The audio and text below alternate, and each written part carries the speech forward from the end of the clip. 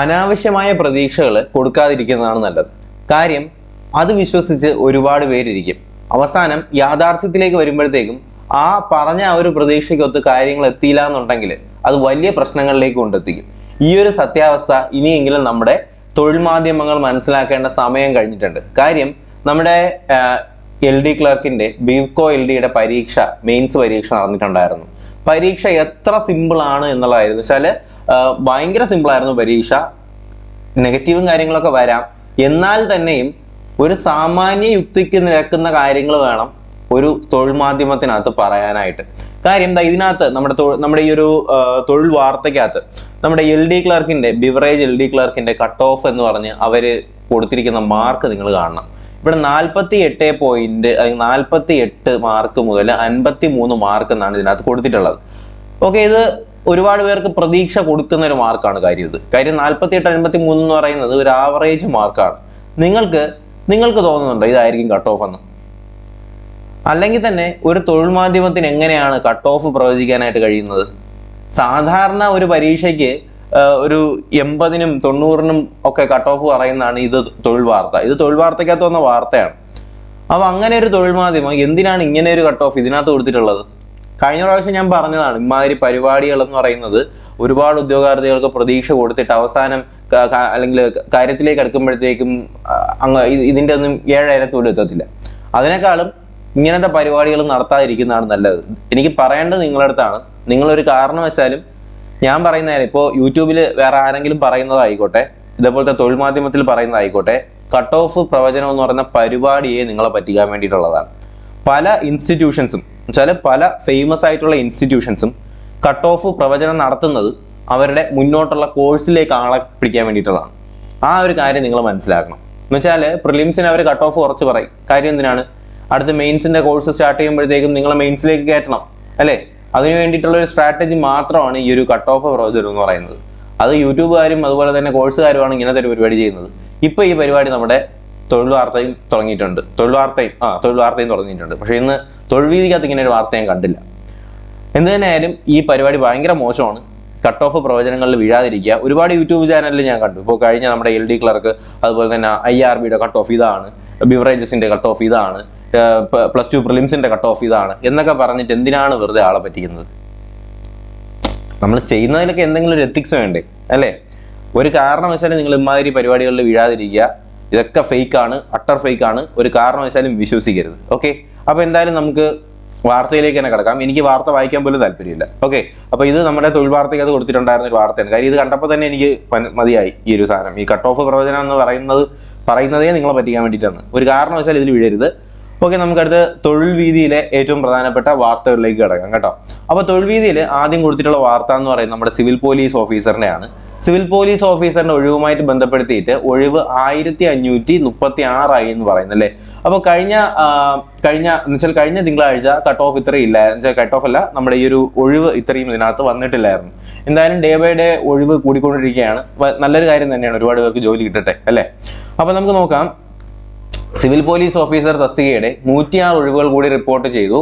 ഇതനുസരിച്ച് നമ്മുടെ തിരുവനന്തപുരം അല്ലെങ്കിൽ SAP, Pathanamthitta KAP3, Thrissur KAP2 എന്നീ ബറ്റാലിയനുകളിലാണ് ഇത്രയും ഒഴിവുകൾ റിപ്പോർട്ട് ചെയ്തത്.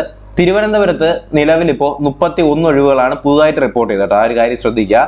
തിരുവനന്തപുരത്ത് നമുക്കിപ്പോൾ നിലവിൽ 31 ഒഴിവുകളാണ്. പത്തനംതിട്ടയിൽ 36, തൃശ്ശൂരിൽ 39 എന്നിങ്ങനെയാണ് പുതിയ ഒഴിവുകൾ. ഇതോടുകൂടി ആകെ ഒഴിവുകൾ 1536 ആയി. 1536 ഒഴിവുകൾ നിലവിലായിട്ടുണ്ട്. ഈ മാസം തന്നെ നിയമന ശുപാർശ അയക്കാനാണ് തീരുമാനം. ഓക്കെ, അപ്പോൾ അത് നല്ലൊരു കാര്യം തന്നെയാണ്. അപ്പോൾ സിവിൽ പോലീസ് ഓഫീസറിന്റെ നിയമന ശുപാർശകൾ, അപ്പോയിന്റ്മെന്റ് ലെറ്റേഴ്സ് ഒക്കെ അല്ലെങ്കിൽ അപ്പോയിന്റ്മെന്റുമായിട്ട് ബന്ധപ്പെടുത്തിയിട്ടുള്ള ലെറ്റേഴ്സ് ഒക്കെ ഈ മാസം തന്നെ വന്നു തുടങ്ങുന്നതായിരിക്കും കേട്ടോ. അപ്പോൾ നിങ്ങൾക്ക് അപ്പോയിന്റ്മെന്റ് ലെറ്റർ കിട്ടിയാൽ നിങ്ങൾ എന്ത് ചെയ്യുക? അതൊരു വീഡിയോയോ അല്ലെങ്കിൽ ഫോട്ടോയോ ഒക്കെ ആക്കുക. നിങ്ങൾ എന്ത് ചെയ്യുക? നിങ്ങളുടെ ഒരു മെമ്മറിയാണ് അല്ലേ? അപ്പൊ നിങ്ങൾക്ക് ആ ഒരു വീഡിയോ അല്ലെങ്കിൽ ഫോട്ടോ വെച്ചുകൊണ്ട് നിങ്ങൾക്ക് ബാക്കിയുള്ളവരെ മോട്ടിവേറ്റ് ചെയ്യാനായിട്ട് പറ്റും. അപ്പൊ നിങ്ങൾക്ക് എന്തെങ്കിലും അപ്പോയിന്റ്മെന്റും കാര്യങ്ങളൊക്കെ വരികയാണെന്നുണ്ടെങ്കിൽ നിങ്ങൾക്ക് തീർച്ചയായിട്ടും നമുക്ക് അയച്ചു തരാൻ പറ്റുന്നതാണ്. അപ്പോൾ നിങ്ങൾ അയച്ചു തരാണെന്നുണ്ടെങ്കിൽ നമ്മൾ അതിന് എന്ത് ചെയ്യും? ഷോർട്ട് വീഡിയോസ് ആക്കിയിട്ട് നമ്മുടെ ചാനലിൽ തന്നെ അപ്ലോഡ് ചെയ്യാം കേട്ടോ. അപ്പോൾ നിങ്ങളുടെ പേരും കാര്യങ്ങളൊക്കെ വെച്ച് മെൻഷൻ ചെയ്തുകൊണ്ട് തന്നെ നമുക്ക് എന്ത് ചെയ്യാം? ഷോർട്ട് വീഡിയോസ് ആയിട്ട് അപ്ലോഡ് ചെയ്യാം. ഓക്കെ, അപ്പോൾ അതിനായിട്ട് നിങ്ങൾക്ക് എന്ത് ചെയ്യാം? നിങ്ങൾക്ക് ഡയറക്റ്റ് ആയിട്ട് ഇൻസ്റ്റാഗ്രാമിൽ മെസ്സേജ് അയക്കാൻ ബാക്കി കാര്യങ്ങളൊക്കെ ഞാൻ പറഞ്ഞുതരാം. അപ്പോൾ എന്തായാലും നമ്മുടെ CPO ഒഴിവും റാങ്ക് ലിസ്റ്റിൽ ഉൾപ്പെട്ടവരും എന്ന് പറഞ്ഞിട്ട് ഒരു പോയിന്റ് ഇതിനകത്ത് കൊടുത്തിട്ടുണ്ട്. അപ്പോൾ നമ്മുടെ തിരുവനന്തപുരത്ത് ആകെ ഒഴിവുകൾ റിപ്പോർട്ട് ചെയ്തിട്ടുള്ളത് 221 ആണ്. റാങ്ക് ലിസ്റ്റിൽ ഉൾപ്പെട്ടത് 2123 ആണ്. അതുപോലെ തന്നെ മലപ്പുറത്ത് ഇത് റാങ്ക് ഒഴിവുകൾ എന്ന് പറയുന്നത് 323 ആണ്. റാങ്ക് ലിസ്റ്റിൽ ഉൾപ്പെട്ടവർ 2426 ആണ്. എറണാകുളത്താണെങ്കിൽ 141 ഒഴിവുകളാണ്. റാങ്ക് ലിസ്റ്റിൽ ഉൾപ്പെട്ടത് 1449. തൃശ്ശൂരാണെങ്കിൽ 294 ഒഴിവുകൾ. റാങ്ക് ലിസ്റ്റിനകത്ത് ഉൾപ്പെട്ടത് 2456 പേര്. പത്തനംതിട്ടയിലാണെങ്കിൽ 287 ഒഴിവ്. റാങ്ക് ലിസ്റ്റിൽ ഉൾപ്പെട്ടത് 1711 പേര്. അതുപോലെ തന്നെ നമ്മുടെ കാസർഗോഡാണെങ്കിൽ 211 ഒഴിവുകളാണ്. റാങ്ക് ലിസ്റ്റിൽ ഉൾപ്പെട്ടത് 2220 പേരാണ്. ഇടുക്കിയിൽ 88 ഒഴിവുകളാണ്. റാങ്ക് ലിസ്റ്റിൽ ഉൾപ്പെട്ടത് 1590 പേരാണ്. അങ്ങനെ ആകെ മൊത്തത്തിൽ നമ്മുടെ ഒഴിവുകൾ എന്ന് പറയുന്നത് 1536 ഒഴിവുകളായിട്ടുണ്ട്. റാങ്ക് ലിസ്റ്റിൽ നിലവിലുള്ളത് 13,975 പേരുടെ റാങ്ക് ലിസ്റ്റാണ് ഇപ്പോൾ നിലവിലെ CPOയ്ക്ക് ഉള്ളത്. അപ്പോൾ അതുപോലെ തന്നെ WCPO, നിങ്ങൾ ഒരുപാട് WCPO ആൾക്കാരുണ്ടെന്ന് എനിക്കറിയാം. പക്ഷെ നിങ്ങൾ എൻ്റെ അടുത്ത് WCPO എന്തായെന്ന് ചോദിച്ചിട്ട് കാര്യമില്ല. കാര്യം നമുക്ക് എന്തെങ്കിലും ഒരു ഓതറൈസ്ഡ് ഇൻഫർമേഷൻ വേണം. വെറുതെ തള്ളാനാണെങ്കിൽ എനിക്ക് പറ്റും, പക്ഷെ അതിലൊന്നും ഒരു കാര്യം ഉണ്ടാകത്തില്ല. ഓക്കെ, ആ ഒരു കാര്യം ശ്രദ്ധിക്കുക. നമ്മുടെ വനിതാ CPOയുടെ നിയമനവും ഉടൻ വരുന്നുണ്ട് എന്ന് പറയുന്നുണ്ട്. WCPOയ്ക്ക് ഒഴിവുകളായിട്ട് വന്നിട്ടുള്ളത് 260 ആണ് കേട്ടോ. 260 ഒഴിവുകളാണ് WCPOയ്ക്ക് ഇതുവരെ റിപ്പോർട്ട് ചെയ്തിട്ടുള്ളത്. വനിതാ സിവിൽ പോലീസ് ഓഫീസറിന്റെ റാങ്ക് ലിസ്റ്റിലേക്കുള്ള നിയമന ശുപാർശയും തയ്യാറാക്കുന്നുണ്ട്. മെയിൻ ലിസ്റ്റിൽ വന്നിട്ടുള്ളത് 781 പേരാണ്. സപ്ലിമെന്ററി ലിസ്റ്റിൽ 184 പേര്. അങ്ങനെ 965 പേരാണ്. 65 പേരുടെ നമ്മുടെ ഒരു ലിസ്റ്റാണ് നമ്മുടെ WCPOയ്ക്ക് ഉള്ളത്. നമുക്ക് ഇതുവരെ റിപ്പോർട്ട് ചെയ്തത് 260 ഒഴിവുകളാണ് PSCയിൽ റിപ്പോർട്ട് ചെയ്തിട്ടുള്ളത്. മുൻ ലിസ്റ്റിൽ നിന്ന് 757 പേർക്ക് നിയമന ശുപാർശ പോയിട്ടുണ്ട്. നല്ല കാര്യം തന്നെയാണ് കേട്ടോ. അപ്പൊ നിലവിലിപ്പോ 965 പേരുടെ ലിസ്റ്റാണ് വന്നിട്ടുള്ളത്. കഴിഞ്ഞ പ്രാവശ്യം അപ്പോയിന്റ്മെന്റ് പോയിട്ടുണ്ടായിരുന്നത് 757 പേർക്കാണ്. ഓക്കെ, എന്തായാലും നമ്പേഴ്സും കാര്യങ്ങളൊക്കെ ഓക്കെ ആണ്. അപ്പൊ ഇതാണ് നമ്മുടെ CPO WCPOയുടെ ഒഴിവുകളും അപ്പോയിന്റ്മെന്റുമായിട്ട് ബന്ധപ്പെടുത്തിയിട്ടുള്ള കാര്യം. ഓക്കെ, അടുത്ത് നമുക്ക് നോക്കേണ്ടത് ബാക്കി വാർത്തകളെ കുറിച്ചാണ്. ഇതിനകത്ത് നമുക്ക് ആദ്യം നോക്കേണ്ടത് നമ്മുടെ ഉടൻ നിയമനം എന്ന് പറഞ്ഞിട്ടൊരു വാർത്ത വന്നിട്ടുണ്ട്. തൃശ്ശൂർ ജില്ലയിലെ UP സ്കൂൾ ടീച്ചർ റാങ്ക് ലിസ്റ്റിൽ നിന്നും 15 പേർക്ക് നിയമനം കൊടുക്കുന്നു എന്ന് പറയുന്നു.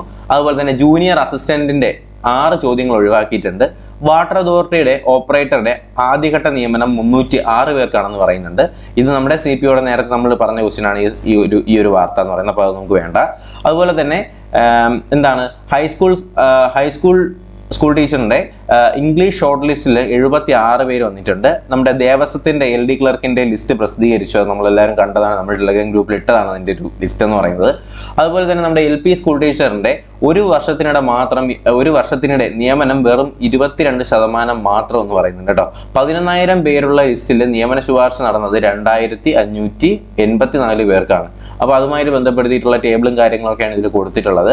പ്രതീക്ഷിത പുതിയ അല്ലെങ്കിൽ ഒഴിവുകൾ എന്ന് പറയുന്നത് 1086 തസ്തികകളാണ് എന്ന് നമ്മുടെ LP സ്കൂൾ ടീച്ചറിന്റെ ഈ ഒരു വാർത്തയ്ക്കകത്ത് പറയുന്നുണ്ട്. ഓക്കെ, അതുപോലെ തന്നെ നമ്മുടെ ഹൈസ്കൂൾ ടീച്ചർ സോഷ്യൽ സയൻസിന്റെ 8 ജില്ലയിലേക്കുള്ള ഷോർട്ട് ലിസ്റ്റ് ആയിട്ടുണ്ട്. അപ്പോൾ ആ ഷോർട്ട് ലിസ്റ്റ് ഏതൊക്കെയാണെന്നും അതിന്റെ കട്ട് ഓഫ് മാർക്കുകളുമാണ് ഇതിനകത്ത് കൊടുത്തിട്ടുള്ളത്. ഓക്കെ, അതുപോലെ തന്നെ മുൻ വർഷങ്ങളിലെ ഒഴിവുകളും നിയമന ശുപാർശകളും എന്ന് പറഞ്ഞിട്ട് ഇതിനകത്ത് പോയിട്ടുണ്ട്. അപ്പോൾ നിങ്ങൾ ആരെങ്കിലും ടീച്ചറൊക്കെ എഴുതിയ ആൾക്കാർ ആരെങ്കിലും ഉണ്ടെങ്കിൽ ഇതൊന്ന് ജസ്റ്റ് ഒന്ന് സ്ക്രീൻഷോട്ട് എടുക്കുകയോ എടുത്തൊന്ന് വായിക്കുകയോ ചെയ്ത് നോക്കുക. ഓക്കെ, അടുത്തെന്ന് പറയുന്നത് നമ്മുടെ ഫയർ മൂവ്മെന്റ് നിയമന ശുപാർശ തുടങ്ങിയിട്ടുണ്ട്. വളരെ കുറച്ച് പേര് മാത്രമാണ് ഫയർ മൂവ്മെന്റ് ലിസ്റ്റിനകത്ത് വന്നത്. വളരെ പെട്ടെന്ന് തന്നെ എൻ്റെ നിയമന ശുപാർശകളും വന്ന് തുടങ്ങിയിട്ടുണ്ട് കേട്ടോ. അതുപോലെ തന്നെ നമ്മുടെ യൂണിവേഴ്സിറ്റി അസിസ്റ്റന്റ് സബ് ഇൻസ്പെക്ടറിന്റെ 2ാം ഘട്ട പരീക്ഷ അല്ലെങ്കിൽ ഡിഗ്രി പ്രിലിംസിന്റെ സെക്കൻഡ് ഫേസ് പരീക്ഷയിൽ പരീക്ഷ എഴുതാനായിട്ട് പോകുന്നത് 1.73 ലക്ഷമാണ് കേട്ടോ. 1.73 ലക്ഷം ആൾക്കാരാണ് ഈ ഒരു പരീക്ഷ എഴുതാനായിട്ട് പോകുന്നത്. 730 കേന്ദ്രങ്ങളാണ് നമ്മുടെ ഈ ഒരു സെക്കൻഡ് ഫേസിൽ അലോട്ട് ചെയ്തിട്ടുള്ളത്. ഓക്കെ, അപ്പോൾ ആ കാര്യം ഒന്ന് ശ്രദ്ധിക്കുക. മെയ് 13-ാം തീയതിയാണ് സെക്കൻഡ് ഫേസ് വരുന്നത്.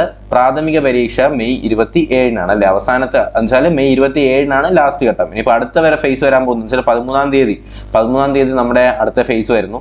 അതിനുശേഷം 27-ാം തീയതിയാണ് തേർഡ് ഫേസ് വരുന്നത്. അപ്പോൾ ഈ 3 ഫേസും കൂടിയൊക്കെ കഴിയുമ്പോഴത്തേക്കും ഉദ്ദേശം ക്വസ്റ്റ്യൻ്റെ ഒരു ടഫ്നെസ് ലെവൽ അല്ലെങ്കിൽ ക്വസ്റ്റ്യൻ ഏത് ലെവലിലേക്കാണ് പോകുന്നത് എന്നിട്ട് നമുക്ക് എന്ത് ചെയ്യാം, ഒരു പോൾ ഇടാം. നിങ്ങളുടെ മാർക്കിന്റെ കാര്യം അന്വേഷിച്ചിട്ട് നമുക്കൊരു പോൾ ഇടാം. ഓക്കെ, അതുപോലെ തന്നെ അടുത്തെന്ന് പറയുന്നത് ഒരു എൻക്വയറി ആണ്. ആദ്യത്തെ നിയമന ശുപാർശ എത്ര ദിവസത്തിനകം എന്ന് പറയുന്നുണ്ട്.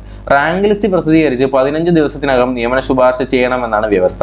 എന്നാൽ വിവിധ ലിസ്റ്റുകളിലെ നിയമന ശുപാർശയിൽ ഈ വ്യവസ്ഥ പാലിച്ച് കാണുന്നില്ല. ഇതിൽ മാറ്റം വരുത്താനും യഥാസമയം നിയമന ശുപാർശ നൽകാനും PSC ശ്രദ്ധിച്ചാലേ വ്യവസ്ഥ പാലിക്കപ്പെടും കേട്ടോ. അപ്പോൾ സാധാരണ ഒരു റാങ്ക് ലിസ്റ്റ് വന്നിട്ട് 15 ദിവസത്തിനകത്ത് എന്ത് ചെയ്യണം, നിയമന ശുപാർശ പോകണമെന്നാണ് പറയുന്നത്. പക്ഷേ ഇങ്ങനെ നടക്കുന്നില്ല. അതുപോലെ തന്നെ നമ്മുടെ IRB ഇന്ത്യ റിസർവ് ബറ്റാലിയന്റെ കമാൻഡോ ട്രെയിനിങ് എങ്ങനെയാണെന്ന് ചോദിക്കുന്നുണ്ട്. ഈ തസ്തികയിലേക്ക് 18 മാസത്തെ അല്ലെങ്കിൽ 9 മാസം വീതമുള്ള 2 ഘട്ട ട്രെയിനിങ് ആണ് ഉള്ളത്. ആദ്യത്തെ ഘട്ട ട്രെയിനിങ് സംസ്ഥാനത്ത് അകത്തോ പുറത്തോ ട്രെയിനിങ് സ്ഥാപനങ്ങളിലോ ആയിരിക്കും. രണ്ടാം ഘട്ടം ആർമിയുടെയോ അതുപോലെ തന്നെ നമ്മുടെ NSC നാഷണൽ സെക്യൂരിറ്റി ഗാർഡുമായിട്ട് ചേർന്നോ മറ്റ് ബാക്കി CRPF അങ്ങനെയൊക്കെ ബന്ധപ്പെട്ട സ്ഥാപനങ്ങളിലെ കമാൻഡോ പരിശീലനമാണ് കൊടുക്കുക. ട്രെയിനിങ് വിജയകരമായി പൂർത്തീകരിക്കുന്നവർ തുടർച്ചയായ 3 വർഷത്തിലെ 2 വർഷം പ്രൊബോഷൻ ആയിരിക്കും. അപ്പോൾ തുടർച്ചയായിട്ടുള്ള 3 വർഷത്തില് 2 വർഷം എന്തായിരിക്കും, പ്രൊബേഷനിൽ ആയിരിക്കും. ആ കാര്യം ശ്രദ്ധിക്കുക. അപ്പോൾ എന്തായാലും 9 മാസത്തെ ട്രെയിനിങ് ആണ്, 2 ഫേസ് ആണ്. ആദ്യം നമ്മുടെ കേരളത്തിനകത്തോ പുറത്തോ ഒക്കെ ആയിരിക്കും. അതിനുശേഷം എന്ത് ചെയ്യും, പിന്നെ ആർമിയുടെ ട്രെയിനിങ് ആണ്. ആർമിയുടെ ട്രെയിനിങ് വിത്ത് CRPF അല്ലെങ്കിൽ SPG അങ്ങനെ ആൾക്കാരുടെ കൂടെയുള്ള ട്രെയിനിങ് ആയിരിക്കും. അത് കമാൻഡോ ആണ് അല്ലേ, IRB എന്ന് പറയുന്ന കമാൻഡോ ആണ്. നല്ല പോസ്റ്റാണ്, നല്ല പവർഫുൾ പോസ്റ്റാണ് IRB എന്ന് പറയുന്നത് കേട്ടോ. അപ്പോൾ നമുക്ക് അടുത്ത വാർത്തയിലേക്ക് കടക്കാം. പുനഃപരിശോധന ഫോട്ടോ കോപ്പി പ്രൊഫൈൽ വഴി എങ്ങനെ അപേക്ഷിക്കാം? ഒരുപാട് പേര് ചോദിച്ചിട്ടുണ്ടായിരുന്നു. ഇത് നമുക്ക് ഒരു ഡെമോൺസ്ട്രേഷൻ വീഡിയോ ആയിട്ട് തന്നെ ഞാൻ ചെയ്തു തരാം. എന്തായാലും നമുക്ക് ഈ ഒരു കാര്യം നമുക്കൊന്ന് വായിച്ചു നോക്കാം. ഇതിന്റെ നടപടിക്രമങ്ങൾ എന്ന് പറയുന്നത്, ഉദ്യോഗാർത്ഥികൾ എന്ത് ചെയ്യണം, ഉദ്യോഗാർത്ഥികൾ യൂസർ ID, പാസ്വേഡ് എന്നിവ ഉപയോഗിച്ച് പ്രൊഫൈലിൽ ലോഗിൻ ചെയ്യുമ്പോൾ അതിൽ റിക്വസ്റ്റ് എന്ന പുതിയൊരു ഡിസ്പ്ലേ ലിങ്ക് അവിടെ ലഭിക്കും.